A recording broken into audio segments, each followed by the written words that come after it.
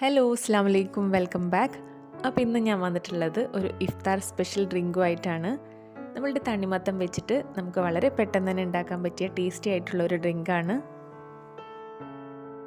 ആദ്യം തന്നെ നമുക്ക് ഈ തണ്ണിമത്തൻ ചെറിയ കഷ്ണങ്ങളായിട്ട് മുറിച്ചെടുക്കാം.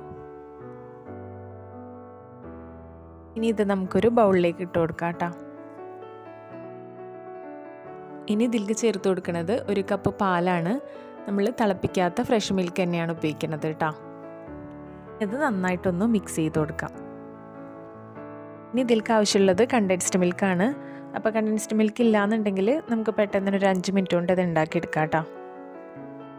അതിന് വേണ്ടിയിട്ട് ഒരു ബൗളിലേക്ക് ഞാനൊരു 1/4 കപ്പ് പാൽപ്പൊടി ഇട്ട് കൊടുക്കുന്നുണ്ട്. പാൽപ്പൊടിയുടെ പകുതി അളവിൽ പഞ്ചസാര ചേർത്ത് കൊടുക്കാം.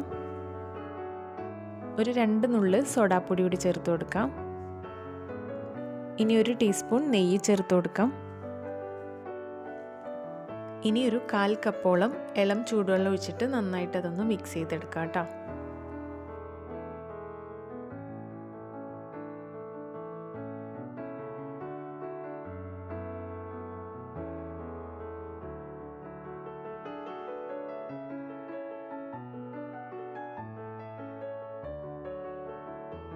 ഇത് നന്നായിട്ട് മിക്സ് ചെയ്തതിന് ശേഷം നമുക്കൊരു പാനിൽ ചെറിയ തീയിലിട്ടിട്ട് ഇതൊന്ന് വറ്റിച്ചെടുക്കാം.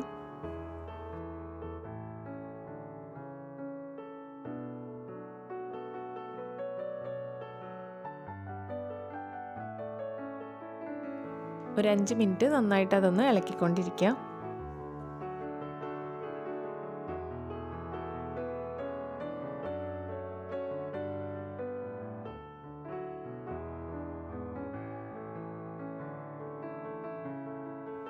ഒരു 5 മിനിറ്റ് കഴിഞ്ഞപ്പോഴേക്കും അതിൻ്റെ കളറൊക്കെ മാറി നമ്മുടെ മിൽക്ക് മെയ്ഡ് ഏകദേശം റെഡി ആയിട്ടുണ്ട് കേട്ടോ.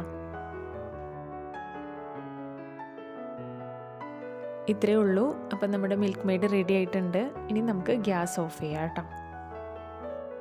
ഇനി ഇത് കുറച്ച് നേരം പുറത്ത് വെച്ചിട്ടുണ്ടെങ്കിൽ നന്നായിട്ട് അതൊന്ന് തിക്കാവും. നമ്മൾ പുറത്തുനിന്ന് മേടിക്കുന്ന അതേ ടേസ്റ്റ് തന്നെ കിട്ടും കേട്ടോ. ഇനി നമ്മൾ നേരത്തെ ഉണ്ടാക്കി വെച്ചിട്ടുള്ള തണ്ണിമത്തൻ്റെ മിക്സിലേക്ക് ഒരു 2 ടേബിൾ സ്പൂൺ മിൽക്ക് മെയ്ഡും കൂടി ഒഴിച്ചു കൊടുക്കാം.